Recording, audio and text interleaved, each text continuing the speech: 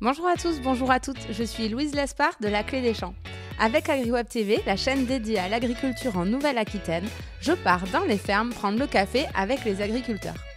J'arrive avec ma table, 2 chaises et mon thermos de café et c'est parti pour une discussion sans filtre avec ces personnalités hors du commun. Aujourd'hui, j'ai le plaisir de me rendre à Genouillé, au sud de la Vienne, pour rencontrer Dominique Gaborio. Dominique est installé en grande culture. Il produit entre autres des céréales, du colza, des cultures fourragères ou encore des protéagineux. Je suis partie à sa rencontre car depuis bientôt 10 ans, Dominique s'est inscrit dans une démarche d'agroécologie. Alternance des cultures, couverts végétaux, échange avec les éleveurs voisins, il travaille au quotidien pour une agriculture qui combine performance et respect de l'environnement. Il va nous raconter tout ça. Mais avant de commencer, n'oubliez pas que les cafés fermiers sont avant tout un format vidéo de 10 minutes que vous pouvez retrouver sur agriweb.tv. Je vous mets le lien dans le descriptif de l'épisode. Allez, c'est parti, partons à sa rencontre. C'est l'épisode 5 des cafés fermiers d'AgriWeb TV.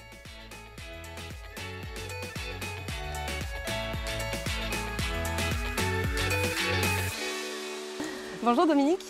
Bonjour. Merci beaucoup de me recevoir chez toi. Pour démarrer, est-ce que tu voudrais un thé ou un café ? Un café, Allez. s'il te plaît. Bon, ça aurait dû être coca et limonade vu la chaleur qu'il Ouais, fait. c'est vrai, mais... Il fait plus de 35 aujourd'hui, mais bon. Tu prends ton café à quelle heure le matin ?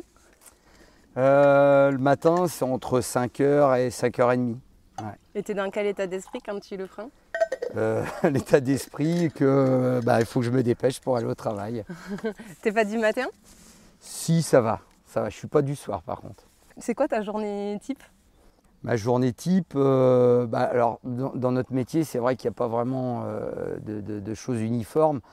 Du moment où on va semer, intervenir donc avec des produits phytosanitaires ou biostimulants, biocontrôle, les interventions se font déjà souvent la nuit pour pouvoir intervenir dans les meilleures conditions, c'est-à-dire hygrométrie, pas de vent. Donc c'est souvent la nuit que je le fais. Tôt le matin, souvent tard le soir aussi. Mais bon, après, c'est pas toute l'année, c'est des pointes de travail. Plutôt en quelle saison ? Surtout, j'ai envie de dire, du mois de mars à novembre. Voilà. Après, la période hivernale est beaucoup plus calme. On va consacrer beaucoup plus de temps à l'entretien du matériel, essayer d'améliorer les conditions de travail, les bâtiments, la mécanique. Et récupérer un peu. Écoute, on va passer à la première rubrique, c'est « Raconte-nous ta ferme ».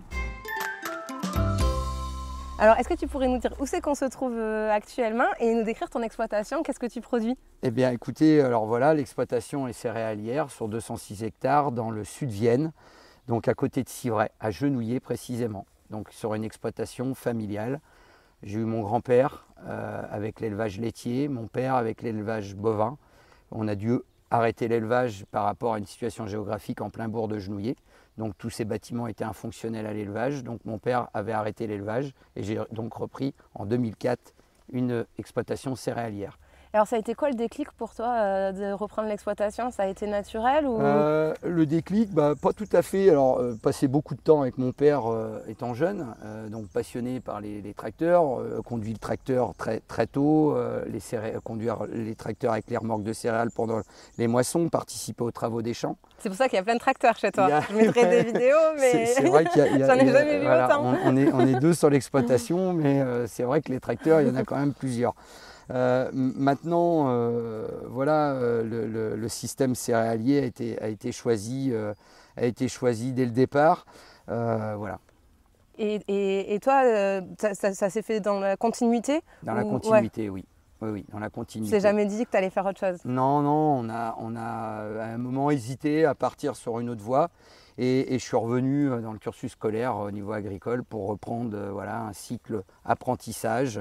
Et voilà qui m'a amené à m'installer quand mon père est reparti à la retraite. Voilà, on n'a jamais été installés tous les deux en même temps. Ok. Et on a été la matinée ensemble là parce que tu as été lauréat de la Fondation de l'agriculture durable de Nouvelle-Aquitaine. Est-ce que tu peux nous raconter ce que tu mets en place sur ton exploitation ? Enfin, quelle est ta démarche pour que tu aies été lauréat de ce prix ? Eh bien, tout d'abord, la démarche, elle a démarré dès l'installation en 2004, justement où j'évoquais qu'on avait perdu l'élevage par rapport aux circonstances. Et j'ai voulu réintroduire l'élevage d'une façon sous forme de partenariat. Donc j'ai été chercher en fait des éleveurs pour qu'on puisse trouver des solutions du donnant-donnant, comme on dit. Donc ça a commencé par des échanges paille-fumier. On avait des prairies, donc on a trouvé des éleveurs pour nous prendre l'herbe sur pied. Donc on a échangé l'herbe de prairie donc, contre du fumier. Et dans un second temps, on s'est rendu compte qu'on avait des périodes creuses entre deux cultures, par exemple entre un blé et un tournesol. Donc un blé qu'on récolte au mois de juillet et un tournesol ou un maïs qu'on va semer au mois d'avril. Donc le premier constat, c'est qu'on voyait des adventices prendre la place. Hein. La nature n'aime pas le vide, donc on a subi ça, alors mécaniquement ou chimiquement, hein, pour détruire toutes ces mauvaises herbes. Donc on s'est dit, mais pourquoi pas implanter. Alors à l'époque, on ne parlait pas de couverts végétaux, c'était des cultures intermédiaires. Enfin bon, on a composé trois espèces qui étaient l'avoine, la vesse et le trèfle d'Alexandrie. Donc on se met ce mélange, on va dire, et on s'est rendu compte que tout de suite ce mélange donnait un fourrage. Donc on s'est dit, mais là aussi, il nous manque un éleveur pour valoriser ce couvert végétal. Donc on a eu un moutonnier là près de chez nous, une dizaine de kilomètres, qui a aujourd'hui 900 moutons et où il lui manquait de la surface pour la pâture ou voilà, des problématiques de nourriture. Donc on lui a offert nos couverts végétaux. Donc aussitôt, il a compris qu'il pouvait parquer électriquement nos couverts végétaux sur nos parcelles. Il a à la charge, bien sûr, la surveillance et la mise en place des clôtures. Moi, j'ai l'obligation d'implanter un couvert végétal qui lui permet d'alimenter ses moutons. Donc entre nos deux cultures, comme j'ai évoqué ça tout à l'heure, où le couvert végétal va pouvoir se développer du mois de juillet, la plantation. Un couvert végétal, qu'on comprenne bien, parce que qu'est-ce que c'est concrètement? C'est de l'herbe? En fait, c'est des espèces qui vont être complémentaires, qui vont me permettre à moi de, par des légumineuses, capter de l'azote de l'air pour la restituer au sol, donc nourrir mon sol, structurer le sol. Donc on a commencé à remplacer le métal par la racine. Donc on a vu des vers de terre, parce qu'à l'époque, il y a 15 ans, on avait encore recours à un labour très ponctuel devant nos cultures de printemps d'ailleurs. Et tout de suite, en labourant, on a vu que la structure était complètement différente, où les vers de terre, réapparition des vers de terre, même si on en a tout le temps, hein, que ce soit un système assez conventionnel ou le nôtre aujourd'hui, mais on a vu vraiment une multiplication des vers de terre dans notre sol, et puis je vous dis vraiment l'aspect structurant. Ah, okay. Donc à partir de là, l'éleveur, on a développé ce couvert, on a réintroduit plusieurs graines parce qu'on l'a complexifié, et plus on le complexifiait, plus on a compris que voilà, la nature allait, on va dire, faire lever aussi les graines en fonction du climat, des typologies de sol, allait faire lever les graines, parce que des fois, oui, il va passer un mois et demi sans eau, mais en fonction des espèces, il y a toujours du couvert. Voilà. Donc ça permet aujourd'hui de nourrir entre 400 et 500 brebis tous les ans. Du coup, dans ce que tu nous parlais, il y a deux choses. Il y a le travail avec l'élevage. En fait, c'est une des bases d'une agriculture durable. Finalement, j'avais interviewé Jean-Louis Perrault, qui est spécialiste de l'élevage. Il racontait ça, que le problème de l'agriculture aujourd'hui, c'était la spécialisation des fermes que en culture ou que en élevage. Et donc toi, c'est ça, tu as essayé de réintroduire le cercle vertueux entre culture et élevage. C'est ça que tu as essayé de faire? C'est ça, de réintroduire de l'élevage, parce que je pense que c'est vraiment le meilleur équilibre pour la pérennité de nos exploitations. La matière organique animale est là pour redonner de la nourriture au sol, pour que le sol redonne de la vigueur à nos céréales. Donc toute cette partie oligo-éléments, la partie du biotope. Donc voilà, aujourd'hui, je me vois mal cultiver sans avoir à un moment une trace d'élevage. Oui, parce que finalement, le fumier des vaches, il n'y a pas meilleur presque fertilisant pour les cultures, c'est ça? Bien sûr. Et après, vice-versa, c'est ce que tu nous racontais, que les cultures, nous par exemple sur le blé, on mange que les grains, on ne mange pas la tige, donc l'élevage permet de recycler finalement exactement, ça aussi. Exactement. C'est ça qu'on appelle le cercle vertueux. Exactement. Très bien. Et la deuxième chose dont tu nous parlais, c'est la vie dans le sol. Oui. Et là, j'ai l'impression qu'il y a un vrai changement, c'est-à-dire qu'avant, on voyait le sol comme un support de production et on lui balançait ce qu'on avait l'impression qu'il avait besoin, et puis voilà, pour qu'il fasse comme on veut. Et aujourd'hui, là, ce que tu nous expliques, tu essayes de recréer la vie dans ce sol-là, voilà, c'est ça? C'est vrai qu'on a redécouvert toute la partie agronomique, en fait, qu'on avait un peu oubliée sous nos pieds. Hein. C'est vrai qu'on s'occupait juste de travailler le sol, que ça soit le plus parfait possible, qu'il n'y ait pas une mauvaise herbe qui dépasse, etc. Et c'est vrai qu'aujourd'hui, on a complètement quitté ce schéma-là. Maintenant, voilà, j'ai l'impression que ce système est plus résilient en soi. Par contre, Bah là, tu emploies des termes hyper techniques et tout ça, ça complexifie beaucoup le travail de réfléchir avec le vivant et pas contre, entre guillemets. Bah oui, c'est vrai c'est complètement un autre schéma. Donc j'insiste bien, beaucoup de formations préalables, hein, depuis 10 ans. On estimait ça entre 20 et 30 jours de formation par an. Donc Ouais, à la fois avec des experts agronomes qui nous ont permis vraiment d'avoir une ouverture d'esprit, un déclic à un moment. Et c'est là qu'on a dit, mais c'est là qu'il faut aller, quoi. Il n'y a pas d'autre moyen. Et aujourd'hui, je ne reviendrai pas en arrière. C'est sûr qu'il n'y a plus de charrues sur l'exploitation. Il y a plus, nous, l'obsession, c'est de couvrir les sols. Voilà, de régler les problématiques de l'érosion, réintroduire donc l'élevage. Donc on a revu tout le schéma. Et je crois que tu travailles avec des apiculteurs aussi. Oui, alors on a trois apiculteurs qui nous répartissent à peu près 90 ruches sur l'exploitation. Donc c'est vrai qu'à la fois avec l'introduction de la luzerne, l'introduction des couverts végétaux, l'introduction, le colza qui était présent et qui est encore présent. Donc toutes ces plantes permettent d'alimenter, on va dire, de la nourriture pour les abeilles toute l'année. Et du coup, tu nous parlais de rotation des cultures aussi. Tu as complexifié ça également, je crois que... Parce que la PAC impose de plus en plus quand même cette rotation. Déjà, est-ce que tu peux nous expliquer pourquoi et nous dire toi ce que tu fais en plus? Oui, c'est vrai que la PAC, premièrement, par un aspect réglementaire, a imposé la rotation, mais on a été au-delà.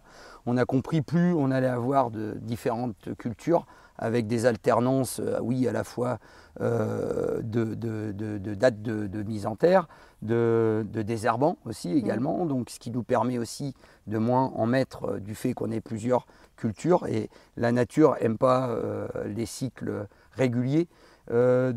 Constamment. Parce qu'en fait, si tu as toujours la même culture pour qu'on comprenne bien sur le même champ, les ravageurs, ils ont le temps de s'installer et puis ils bougent plus. Ils ont compris que tous les ans, il allait y avoir l'adventice, exactement pareil, donc des résistances face à des produits phyto, dont des désherbants. Donc aujourd'hui, on a réintroduit des pois de printemps, donc de la luzerne, de la févrole, du sorgho, du soja, donc des prairies, donc destinées pour les éleveurs. Du tournesol, du maïs, même en culture sèche, hein, vous voyez, donc la rentabilité, on ne calcule plus la marge à la culture, mais la marge à l'exploitation. Oui, parce que quand tu es en période de couverts végétaux, j'imagine que là, c'est pas du tout le plus rentable pour toi. Alors, c'est vrai que c'est un investissement supplémentaire, mais qui est très compliqué à estimer.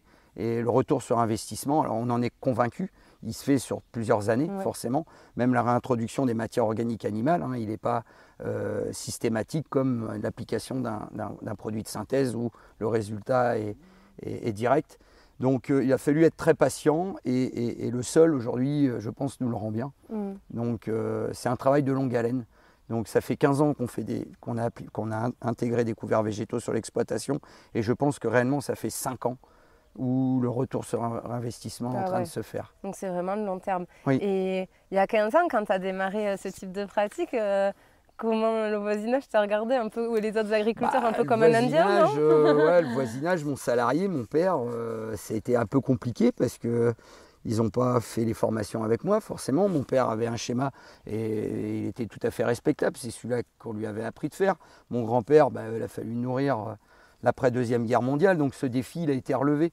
Et aujourd'hui, c'est vrai que c'est un autre schéma agricole qui est en train de se mettre en place avec l'aspect environnemental. Moi, je suis mieux dans mes baskets, entre guillemets, dans ce schéma-là, que celui-là de mes parents, mais que je respecte complètement parce que le défi n'était pas le même qu'aujourd'hui. Là, tu nous as expliqué tout ce que tu mettais en place. C'est quand même d'une certaine complexité. Est-ce que ça a diminué la dose de produits phytosanitaires ou de pesticides qu'on appelle aussi, que tu utilises? Pas tant que ça. Est-ce que tu n'en utilises plus du tout? Comment ça se passe? Non, alors on est encore dépendant à partir du moment où par contre, on a appris comment les introduire et surtout s'en passer. Donc aujourd'hui, le colza par exemple, le plan de compagne, donc on introduit une févrole avec un colza qui va permettre la captation d'azote naturel de l'air pour la restituer à la fois sur le colza et surtout sur la culture d'après, qui va également protéger le colza au niveau parasitisme. Tout ça nous permet réellement de diminuer les applications phyto, mais nous sommes encore dépendants comme nous sommes dépendants, quand nous sommes malades, d'aller chez le médecin et de passer par la pharmacie pour se soigner. Donc moi, je ne laisserai pas mes cultures dépérir, c'est mon gagne-pain. Mais par contre, j'utilise les produits comme nous, on utilise des médicaments, des antibiotiques à bon escient. Est-ce que, quand tu dis à bon escient, déjà, ça veut dire quoi que aujourd'hui, quand même, on maîtrise mieux voilà, il faut doser à telle période, il faut en mettre à telle période, à tel endroit de la parcelle, beaucoup plus précisément, on les utilise. Voilà, c'est de la précision, c'est de la rigueur. Aujourd'hui, l'engrais, c'est pareil, il y en a qui vont travailler avec des satellites, d'autres des drones. Moi, j'ai un appareil sur le tracteur qui photographie au moment du passage d'engrais les plantes pour savoir si elle en a besoin ou pas. On appelle ça la réflectance des plantes. Donc, on va envoyer un message à mon épandeur d'engrais et qui va appliquer l'engrais dans la parcelle. Ouais, non, mais on est dans une autre dimension maintenant quand même. Ouais, mais on fait ça depuis 5 ans, 5-6 ans. Et c'est vrai qu'aujourd'hui, c'est des moyens qui nous permettent réellement de faire des économies et d'homogénéiser les parcelles. Est-ce que tu penses que tu pourrais un jour te passer complètement de produits phytosanitaires, ou est-ce qu'on va réussir à les diminuer jusqu'à un certain seuil, ou vraiment, parce que comme tu dis, quand un champ de tomates est malade, c'est quand même, désolé du terme, de le laisser crever en entier. Peut-être que des fois, il vaut mieux traiter de temps en temps. Comment tu vois le truc? Il est compliqué, la nature, nous on ne travaille pas sur des petites surfaces comme du maraîchage ou de la vigne, où il est peut-être plus simple, et encore, c'est un domaine que je ne connais pas, donc je ne peux pas me permettre de m'avancer, mais nous, à l'échelle d'un territoire, sur 2 ou 3 communes, donc il est très compliqué pour moi aujourd'hui, dans un système de non-travail du sol, de me passer de produits chimiques. Ouais. Très compliqué, mais en tout cas, comme nous, il serait très compliqué de se soigner avec des plantes médicinales, tout simplement. Je me compare souvent avec le végétal. Voilà, on est 6 milliards aujourd'hui, on va être 9 dans pas longtemps. Et comment mettre en place un système, garantir un niveau de production, garantir, on voit bien avec le schéma actuel, que ça tient un fil. Donc il suffit d'un conflit à l'échelle planétaire pour déstabiliser. Donc il faut quand même assurer un minimum de garantie. Tu nous dis, oui, je ne me vois pas, quand là, je préserve mes sols, ne pas utiliser de produits phyto quand il y a besoin, à l'inverse du bio où ils n'utilisent pas de produits chimiques, mais parce qu'en fait, ils ont un passage mécanique sur le sol, c'est ça? Voilà. Alors, ces 2 schémas se complémentent très bien. Nous, on s'inspire beaucoup de ce que font les bio. Les bio s'inspirent aussi de ce qu'on fait dans l'agriculture de conservation. Donc, on a tous à apprendre des uns et des autres, et on est dans des schémas qui sont complémentaires, mais surtout pas dans l'opposition. Oui, et puis on voit qu'il n'y a pas de modèle parfait. Non. Parce que le bio, on le voit, même s'il n'utilise pas de produits chimiques, le tracteur, il doit passer beaucoup plus souvent que dans ce qu'on appelle en conventionnel ou chez toi en conservation des sols. Oui. Donc moi, c'est le parcours que j'essaye de mettre en place depuis quelques années, et c'est celui-là que je veux continuer. Il ne s'agit pas d'abandonner ce travail de longue haleine du jour au lendemain pour X raisons. Est-ce que quand tu as mis en place ces démarches-là, en fait, ton père utilisait, tu nous le disais, en conventionnel des produits phyto. Est-ce qu'il n'y a pas une phase d'espèce de cure de désintoxication où faut y aller de sevrage petit à petit C'est vrai qu'on a été dans un schéma agricole où c'était un peu pas du systématique, mais c'est vrai qu'il n'y avait pas toutes les connaissances qu'on avait aujourd'hui. Donc c'est vrai que tous les ans, on avait l'impression de répéter ce qui avait été fait l'année d'avant, mais vraiment parce qu'on avait un manque de connaissances considérable. Aujourd'hui, l'agriculture est en train de prendre un virage. Alors maintenant, il y a une phase où il faut faire attention du système, on va dire qu'on a connu au système où il y a une transition. Donc la transition, elle doit se faire par l'allongement des rotations, par l'introduction de matières organiques animales et aussi les couverts végétaux. Après, le travail du sol en soi, ça vient par la suite. Mais déjà qu'on a réintroduit ces 3 points qui sont vraiment, à mon avis, cruciaux pour la pérennité de nos exploitations, oui, on peut se pencher sur le travail du sol, que ce soit du semi-direct sous couvert, etc. Très bien. Et bien on va passer à la deuxième rubrique, c'est la rubrique de la question qui pique. Tout ce que tu nous racontes, c'est très joli, agroécologie, couverture des sols, etc. Tu en as un peu parlé, il y a un gros enjeu de nourrir la population, une population qui est croissante, dans un contexte international, on l'a vu, qui est très très instable pour 1001 raisons. Ouais. Est-ce que c'est raisonnable de considérer que d'avoir une agriculture plus durable, plus verte, va pouvoir répondre à l'enjeu de nourrir la population en masse ? En fait, ce qu'il faut bien garder en tête, c'est que notre schéma agricole doit produire aussi bien que celui-là de nos parents, voire mieux. Donc voilà, je vous l'ai expliqué par l'allongement des rotations, la diversité des graines, l'introduction donc de carbone au maximum dans les sols, donc avec l'azote naturel du sol. Donc on a nos panneaux photovoltaïques qui sont nos couverts et nos cultures qui permettent aussi de nourrir nos sols. Donc il va falloir jouer sur ces facteurs-là, mais ce qu'il ne faut surtout pas, c'est moins produire. Il faut garder vraiment des niveaux de production.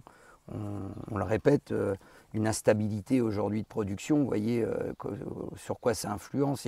C'est très influent sur les cours mondiaux, donc il faut garder cette image. Oui, on change de système, mais il faut garder des niveaux de production identiques. Ça a été le cas sur ton exploitation, entre ce que tu produisais avant et ce que tu produis maintenant? On a oui, des résultats qui sont plutôt relativement encourageants. Et c'est vrai que dans tous ces groupes de travail qu'on a aujourd'hui en place, on partage énormément. Donc on a bien sûr des fois essuyé les plâtres comme on dit, mais tout de suite les gars du groupe sont mis au courant, on essaye de les partager pour éviter, on va les recenser pour éviter de les reproduire. Donc il y a des choses réellement aujourd'hui qui se mettent en place, qui sont plutôt très fiables et qui nous permettent vraiment de garder des niveaux de production assez intéressants et une rentabilité peut-être voire mieux. C'est même sûr par rapport à des schémas conventionnels, traditionnels. Est-ce que tu sens que plus ça va, plus les agriculteurs vont dans cette direction-là? Parce que je me mets à votre place, quand c'est son gagne-pain, qu'en plus il y a un côté très personnel à l'exploitation, on vit au milieu souvent, etc.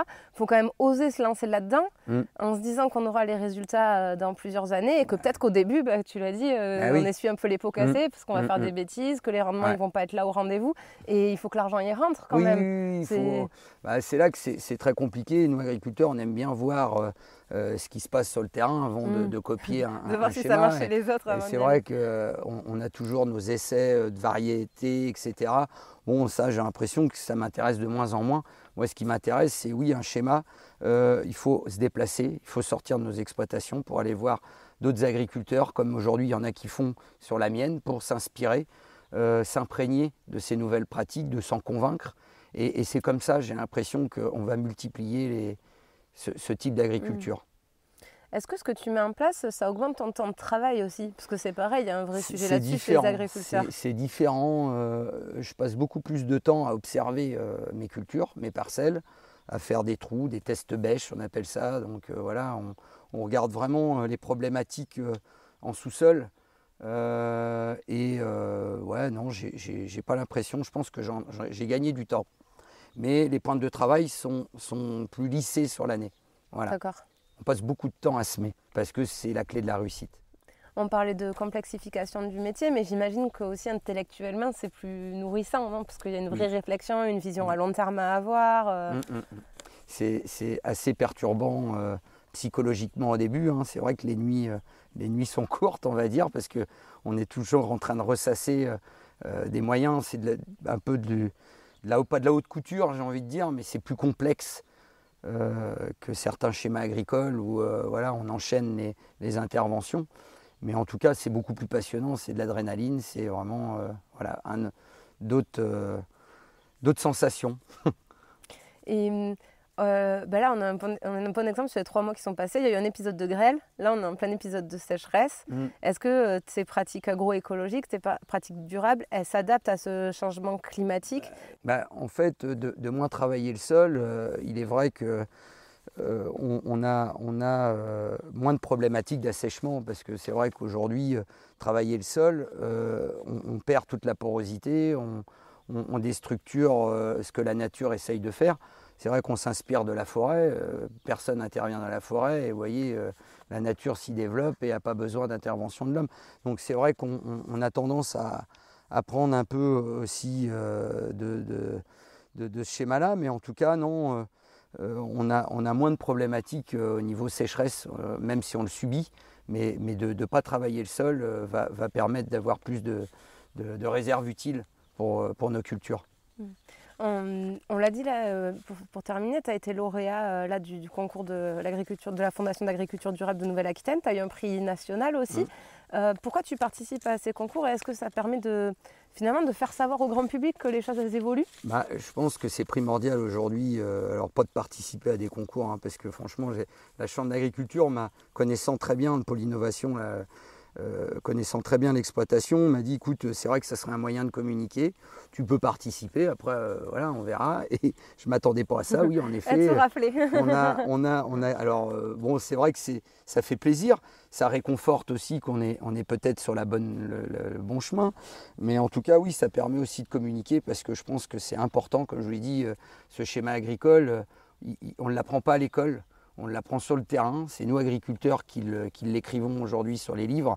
Demain, c'est peut-être grâce à ça que l'enseignement agricole va changer, va être bouleversé, parce que ça partira de là. Hein. Je veux dire, c'est comme l'éducation, c'est des tout petits, comme on dit. Et je pense que ça fait partie de notre métier aujourd'hui de pouvoir communiquer. Et oui, d'avoir participé à ces concours me permet aujourd'hui, vous voyez, de vous parler et de diffuser ça après. Ouais. Oui, qui voudra l'entendre en tout cas. Je ne sais pas si des gens extérieurs au métier se rendent compte que le métier d'agriculteur aujourd'hui il est si complexe. Quoi. Là on est sur Bac plus 5, Bac plus 10 agriculture. C'est simplement de l'exigence aussi avec soi-même et puis des convictions. Quoi. Donc, et quand on voit que ça marche, on a envie de progresser. Et ton père aujourd'hui il voit ça de quel œil 15 ans plus tard? Au début ça a été compliqué de voir ces champs avoir une autre tournure, hein, de semer des blés dans des févroles, de semer des blés dans des repousses de colza, de voir des moutons débarquer au mois d'octobre, des cultures qu'il avait plus l'habitude de voir depuis mon grand-père, on va dire, où on avait un peu spécifié les hectares avec du colza, du tournesol, et ça s'arrêtait là. Maintenant, aujourd'hui, oui, il a compris que ça marchait, parce qu'il voit bien qu'il y a du blé quand même qui rentre tous les étés, et des niveaux de rendement comme on a, je pense, et ça, ma comptabilité peut en parler aussi, des niveaux de rendement qu'on n'a jamais atteints historiquement. Et tous les ans, la courbe, elle est croissante, donc on est capable de tout revoir, de tout refaire, de tout remettre à plat, et vraiment d'augmenter, voire d'aussi bien, enfin de faire aussi bien, voire d'augmenter la production. Bon, mais écoute, on va passer à la dernière rubrique, c'est la boîte à questions. Je t'ai amené 3 boîtes. Je vais te laisser choisir celle que tu voudras. Ok, allez. N'aie pas peur, ça va bien se passer. Ça va pas me sauter dessus. Non, je t'ai encore mis de serpent dedans. Je te laisse lire ou... Non, vas-y, tu peux y aller. Hop, le conseil. Très bien. Et quel conseil tu donnerais à un agriculteur qui voudrait se lancer?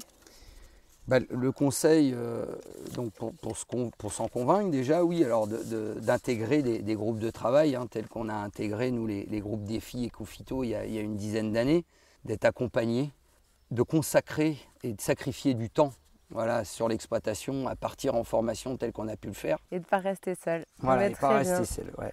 Exactement. Eh bien, merci beaucoup pour ton accueil, Dominique. Merci à toi. Et puis pour l'ombre de ton jardin, parce qu'une dernière, il y avait de l'air et je pense que j'ai été gagnante par rapport à si j'étais restée à Bordeaux cet après-midi. Au plaisir. Donc encore merci, à bientôt. Merci à vous.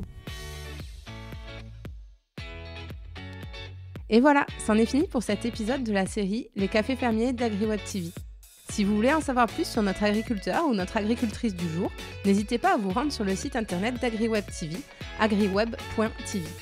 Nous avons enregistré une vidéo de 5 minutes en même temps que le podcast. Vous pourrez donc mettre un visage sur une voix, mais aussi voir les images de l'exploitation. Et puis surtout, vous pourrez découvrir plein d'agriculteurs d'exception en Nouvelle-Aquitaine. Je vous dis à très vite pour une nouvelle pause café chez les agriculteurs.